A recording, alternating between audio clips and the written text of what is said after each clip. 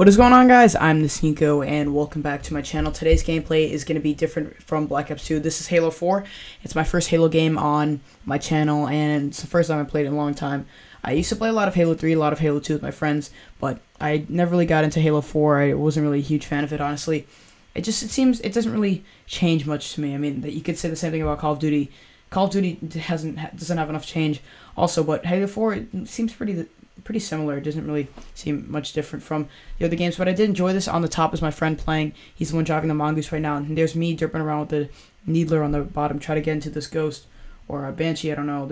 Yeah, this is Banshee, and it's not the best gameplay in the world, honestly. My friend does really well on the top, so I recommend you watch the top. But on the bottom is me, and I don't do the best in the world. I mean, I get some kills from vehicles, but I just get wrecked by that walker thing right there. But other than that, I don't think I get any gun kills. So maybe watch the top until I when I start driving the Mongoose, I do pretty well. So you can watch that. But today, what I'm going to talk about is the next generation of consoles and the next generation of games, and what can we expect.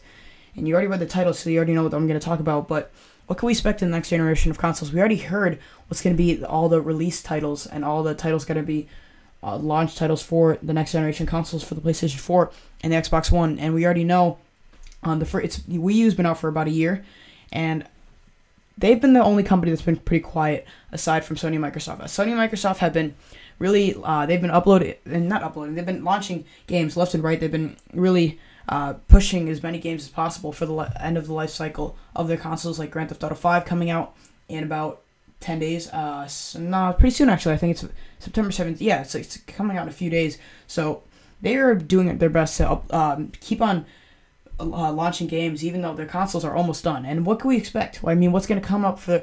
We already know it's going to be the launch titles for the next generation consoles, but what's going to come after that? What's going to come in 2015? What's going to come out in late 2014?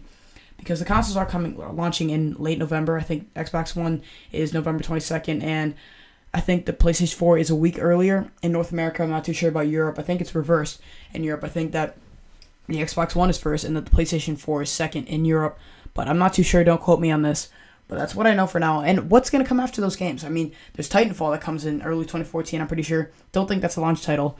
And there's all the other games, like the major games that were announced are going to be like Call of Duty Ghost, Battlefield 4, Grand Theft Auto 5 is in the next generation console, so, and a next generation game. But those are some of the main games, really. I mean, there's also Destiny. I don't think there's a release date on that yet. But there are a lot of first-person shooters, and I think that Titanfall is going to start to become a franchise in the next generation of consoles, because it is what everyone wants in a first-person shooter. It has vehicles, it has guns, and it looks like a good combination between... It looks like a combination between Halo, Battlefield, and Call of Duty. It's also multiplayer only, and really, in first-person shooters, people are only playing it for the multiplayer. They're not playing it for the first-person experience. They're logging on to their Xboxes and PlayStations to play the multiplayer. They're not going to say, "Oh, I'm going to go play Call of Duty campaign." No, I rarely even see any gameplays of people playing it. People only want to play the multiplayer or first-person shooter games. Other games are meant for a story and for the first-person experience, like The Last of Us, who have a very compelling story.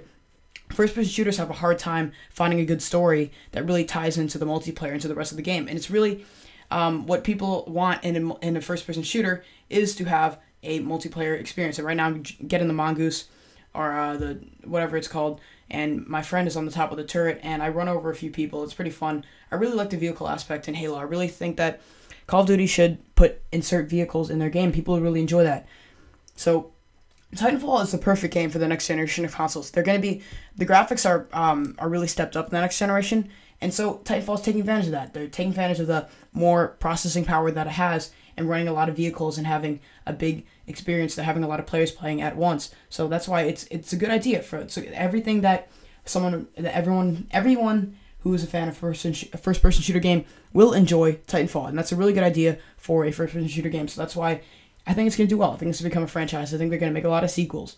What else is going to happen? I mean, Nintendo is very quiet. They've been pretty quiet for the past 5 months, and the only first-party Nintendo game release in the past 5 to 6 months has been Pikmin 3, I'm pretty sure, and that game wasn't really fantastic. No, it didn't do that great in the sales, and they didn't do that well in GameStop and places like that. They didn't really sell online that well either on the Nintendo eShop, but it was a decent game. It did pretty well in the scores.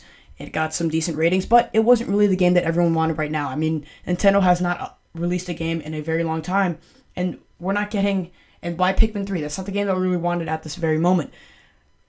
Nintendo Wind Waker HD is coming pretty soon, but that's not the game we want either. That's not the game that I really want looking forward to. I said I was going to get it in the past, but it looks exactly the same like the GameCube game.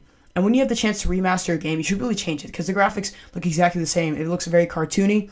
When they said that they're going to remake it, I thought they were going to change the look of the game, because I was not a fan of the cartoony way that the characters looked. It looked like a cartoon show. It looks like Adventure Time. That's really not what I wanted to have in a game. I want to have it look a little more realistic. Link looks like he doesn't look strong. He doesn't look like a character that I want to play with and go save Zelda every day. It's not the game that I want. It's not the game that we need. It's not perfect. It's just Nintendo should have released Mario Kart and this new Super Smash Bros. Earlier. They should have released it in this year before the PlayStation 4 and Xbox One was released. It's a big mistake to do what they're doing. I mean, they're gonna their sales are terrible right now, and now with the new consoles coming out, they're in big trouble. They're facing I really fear for them. I think the Wii U is gonna do it. I don't know. I see some bumps ahead for the Wii U, and I don't know. I mean, that's why I'm gonna play more PC in the future, because PC is so easy to play. That's what everyone's gonna play in the future. So I'm really looking forward to that. I don't really know what Sony's going to do. I mean, Titanfall's an Xbox One exclusive. I don't think it's not on PS4, but I don't really know what Sony's going to do. I think they're going to try to. I mean, they don't really have the first-person shooter exclusives that Xbox has. I mean, they have partnerships with Activision to make Call of Duty a little bit better on the Xbox. But really, Sony, I don't know. I mean, they don't have that franchise that you look for when you're going to buy a console. They don't have like, oh, I'm going to buy the PlayStation 4 for God of War. No, I mean, you can see us jump off right here, but honestly, I mean, God of War, that's like the only franchise that I mean, comment if I'm wrong, but I don't think it has that very successful franchise with a good multiplayer experience. I mean, I really can't think of anything right now. I mean, I know there is, but I really, just off the top of my head, I can't think of anything. So I'm not really sure what Sony's gonna. I think they're gonna do well though. I think that. I mean, after the launch title, they have a lot of good indie and regular launch titles and a lot of good games at the launch of the PlayStation 4, but I don't know what's going to come after that. I don't know what's going to come into 2014 and 2015. I don't know what's going to come in the future. Sorry for talking so fast in the commentary. I just had a Red Bull. So, thanks for watching, guys. That's all I really got. I'm not going to upload the rest of this gameplay. It's not too great. Thanks for watching, guys. Please leave a like rating if you did enjoy. Let me know what you think is going to be the future of gaming and the future of next generation consoles in the comments below. Subscribe if you're not already if you enjoyed this video and you want to see more of my videos. I'm going to upload different games, more Call of Duty, stuff like that, blah, blah, blah. I'm talking really fast. Thanks, bye.